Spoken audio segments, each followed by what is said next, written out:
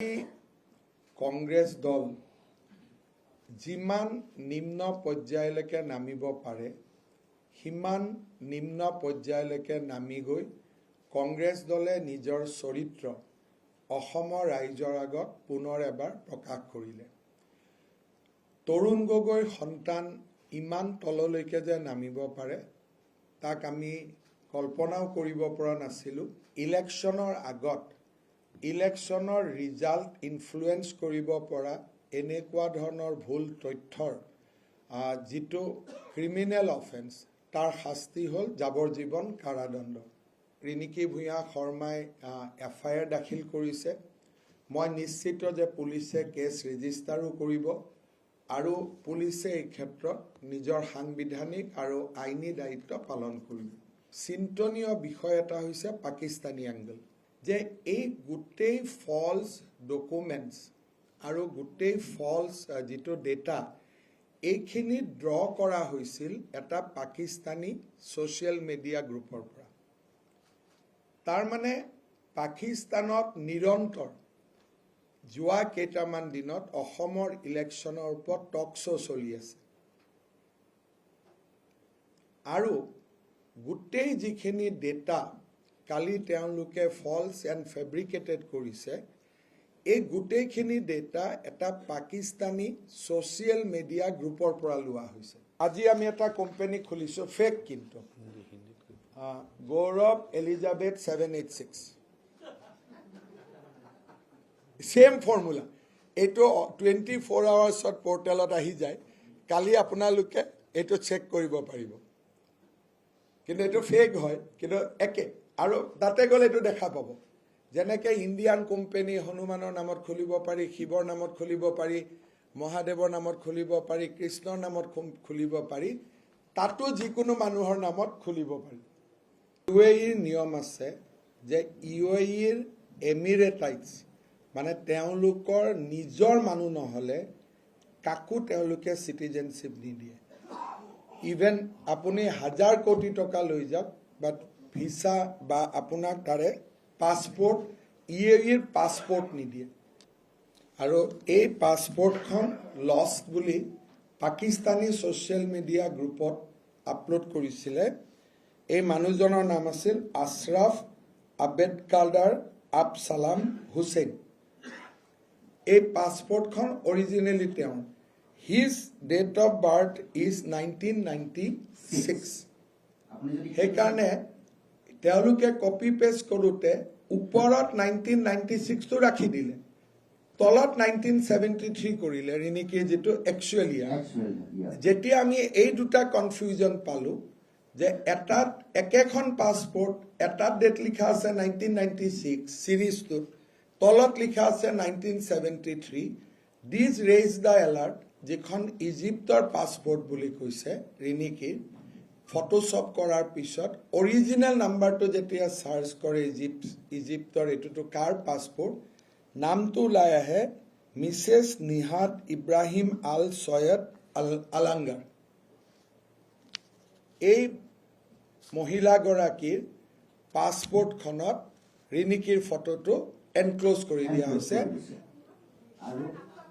Mrs Nihad Ibrahim Al Sayed আলাংগাৰ। So this you can also find out by Google reverse search. This is not something to find out. You don't need any big things. মানে ইংলিছখিনি তেওঁলোকে Photoshop কৰিলে, Arabic ৱৰ্ডখিনি Photoshop কৰিব নোৱাৰিলে। যেতিয়া Arabic ৱৰ্ডটো আমি translation ChatGPT বা গ্ৰকত দি দিওঁ তেতিয়া অৰিজিনেল বস্তুটো ওলাই আহে এটা ছেইম পাছপৰ্টখনত। প্লেচ অফ বাৰ্থ ইণ্ডিয়া হ'ব পাৰে, কোনোবাই যদি ঠিক আছে আমি চিটিজেনশ্বিপ আমি প্লেচ অফ বাৰ্থটো আমি ভাৰতে ক'ম, তেতিয়া আমি অকল ইণ্ডিয়া লিখিম। প্লেচ অফ বাৰ্থটো আমি ইণ্ডিয়ান নিলিখোঁ। Nationality is Indian, place of birth may be India.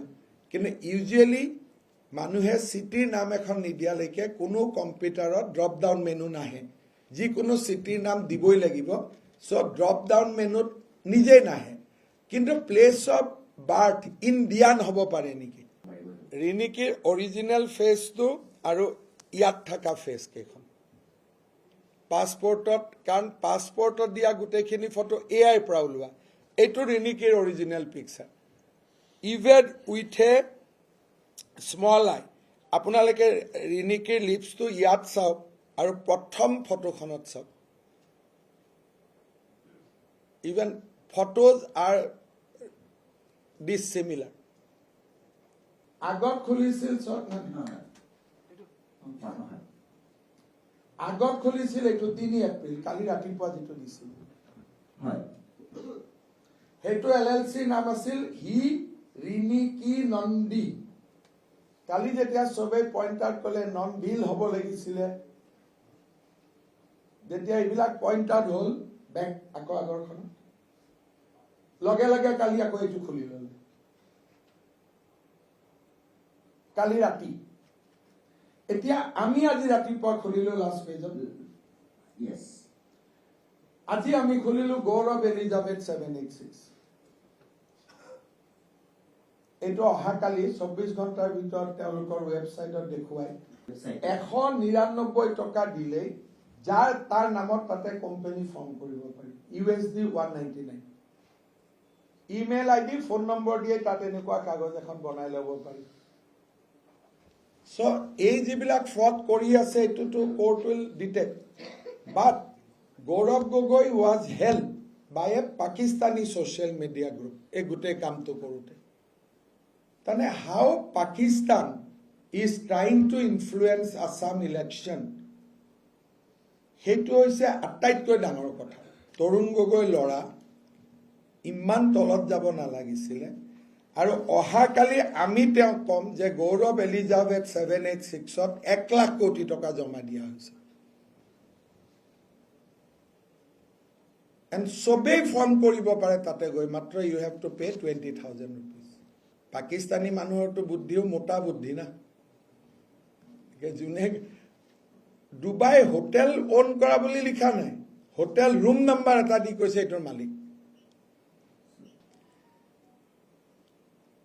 ৰিণিকে লিখে SHARMA কিন্তু কেতিয়াবা কেতিয়াবা মই যদি ৰিণিকেৰ নামটো লিখো মই SA লিখি দিওঁ কাৰণ মইও SA লিখো সেইকাৰণে দে গট মিসলিডেড মানে মই বেসিক্যালি পৱন খেৰাক লৈ চিন্তা কৰা নাই এটা ফালতু মানুহ হয় কিন্তু মানে তৰুণ গগৈ লৰাৰ কলমটো চাইও ভাল লাগা নাই কংগ্ৰেছে দুটা কাম কৰি আছিল এটা মোৰ আৰু পিজুছৰ নামত এটা টেলিফোনিক কনভাৰসেশন তেওঁলোকে মৰ্ফ কৰিব চাই আছিল ৰিগাৰ্ডিং জুবিন ইস্যু আৰু কাগজ বনাব বাট খেৰাৰ এন্ডিংটো অসমৰ জেলতে হ'ব লাইফৰ এই গোটেই ডেটাটো হেল্প কৰিছে পাকিস্তানে গতিকে এতিয়া this is crime against nation to take help from Pakistan. So এইকাৰণে খেৰাৰ মই ভাবো জীৱনৰ শেষটো অসমৰ জেলতে হ'ব বহু দিনৰ পৰা খেৰা খেদিব কংগ্ৰেছে যত্ন কৰি আছিল সেইকাৰণে খেৰাকে ফলস কাগজবোৰ দি দিলে যে তই মৰ গৈ যে ইয়াতে সিজু বুলি লৰা এজন আছে হি এবিলাক বনাই হয়তো তেওঁ এনেকুৱা দেখাই দিলে সব অৰিজিনাল ৰিচেক নকৰিলে দুইটা হ'ব পাৰে